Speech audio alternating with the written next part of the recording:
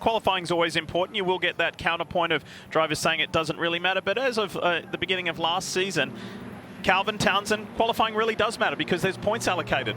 It's huge, and we see the championships always defined by just a few points at the end of the season. So you really have to reflect on the season as a whole, Townsend. How did we lose that championship? How do we gain that championship?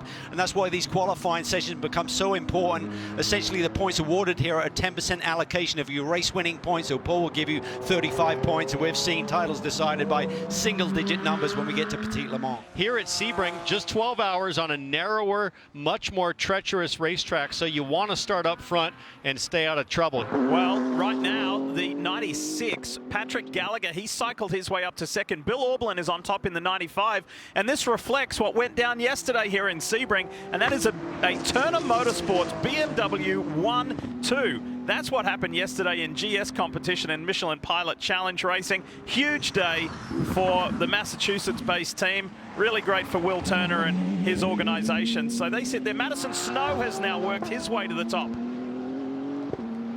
And this 95 cars, the sister car, driven by Gallagher. So the BMW's coming to the front here a little bit, but the times are changing rapidly at the top, as we'd expect, Townsend, as these drivers start to generate a little bit of tire temp, get into their groove.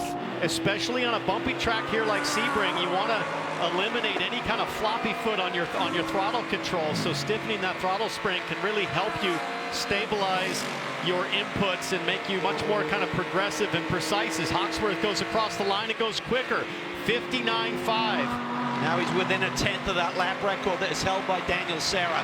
Oh! Looks like the Pfaff Porsche, the number 9. Bachler behind the wheel. That is a big off. Red flag. Garcia jumps to the tire with a new track record right before we go red. I think that will count. Did he get in there before the red? My goodness, that looked ugly. That's at the exit of turn 1 for Bachler, I think.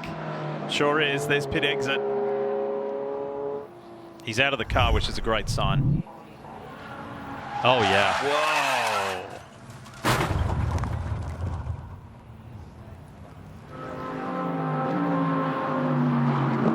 Just massive entry speed commitment. Thing steps out big time. His tire pressure on the right side, so it doesn't look like he had a tire going down. But huge left side, driver's side contact, and the tire's doing a great job to dissipate the energy. All right, so we're about to transition into prototype land, but before we get there, let's review who did what in a qualifying session that was stopped prematurely due to the crash of Klaus Bachler in that Pfaff Porsche. It's Corvette on the pole for the first time since Long Beach. Good stuff. And I don't think you could read too closely into the times because it was an abbreviated session. So past results are no guarantee of future results in this case with the shortened session, but it doesn't matter for Garcia and for Kyle Marcelli. Brilliant stuff in the 93 to get pole. Track will be a little less busy. You've got two classes running together once again, but the numbers are slightly less. You've got 17 cars going to be out there on the track for this session, 8 in LMP2, 9 LMP3 entries. See Van Berlo making that little jink there as he gets down to the brake zone for turn 7. It's like coming out of Casino Square at Monaco, Townsend. You just want to miss that big hump in the road. And you got to think the 36 is a favorite at this point for the race tomorrow. If they can survive all the carnage, just based on the pace in that car with Gabby Chavez, so much experience there. Jared Andretti, been in this class for several years now. And there's just 4 minutes, 20 seconds left in this qualifying session. Are we going to get a different big lock up there from John Ferrano? Yeah, and that's a bit of an issue because you have to start the race on your qualifying tires. You are allowed to change one if it's damaged, but flat spots don't count as damage if it's pretty much self-induced. So let's see how long he was locked up, if he's going to have some flat spots on those tires. You can see that was a pretty good lock up there on that left front. You can see the bumps over in turn 7 there, the hairpin that have just grown as another car. That's the 20 of Anderson backwards at the exit of the hairpin. That's what we were talking about earlier, Townsend. When the tires are hot, it's hard to just get it to go. Is that Gar Robinson off? Sympathy spin there. I'm not sure that's what race control had in mind for a local yellow. How about Ben Keating? Well, there's no surprise, is there? And Ben's got a busy weekend. He's competing in the 1,000-mile race in the World Endurance Championship. And this car, this 52 PR1 Mathiasen Motorsports car, has been on the pole here 4 of the last 5 years. It's all wound down, and this PR1 Mathiasen Motorsports team can celebrate again. The highly recognizable wins-backed car. Ben Keating goes Rolex 24 and Mobil 1 12 hours at Sebring. Pole positions to start this 2023 IMSA WeatherTech racing season. Here it is. Here's Ben. Matt Campbell now. Matt Campbell slides his Porsche up into 3rd place. He too had an issue yesterday. We showed you that. Here is the Porsche Penske Motorsport entry. Pippo Durrani, by the way, when Durrani came across the line, he's less than 0.3 of a second behind Ricky Taylor. So with 8.5 minutes still remaining, it's on here in qualifying. It really is. Farfus has just gone fastest of all aboard the BMW. Number 24 car through sector 1. It's a very short sector, sector 1. Oh, they wide there. Yeah. He picked up a little bit of understeer through tower corner there. Had to wait on the throttle. It's the Running 31. fastest in sector 2. This is a good lap. Personal best sector 1. Fastest of all sector 2. Here we go. It's Acura versus Cadillac at the top, and the familiar foes of Ricky Taylor and Pippo Durrani. Durrani to the top.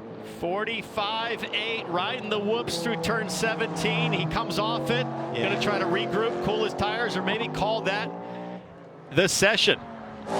So there's Sebastian Bourdais. He leapfrogs his way up to 2nd. So at the moment, it's a Cadillac 1-2. On board with Ricky's. He makes the run down to the turn 7 hairpin.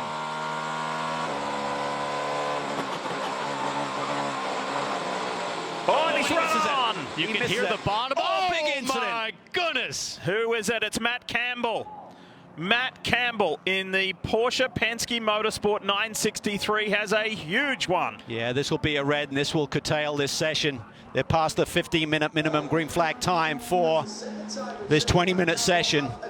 Campbell's chatting with the AMR safety team. Here's what happened. Turn 1. Oh, he clipped the inside left front there. Wow. It's so enticing to just trim that corner ever closer to widen the radius, but he gets it wrong. And that turn 1 wall, it pays every inch you can get closer to the wall, you gain grip until you clip it.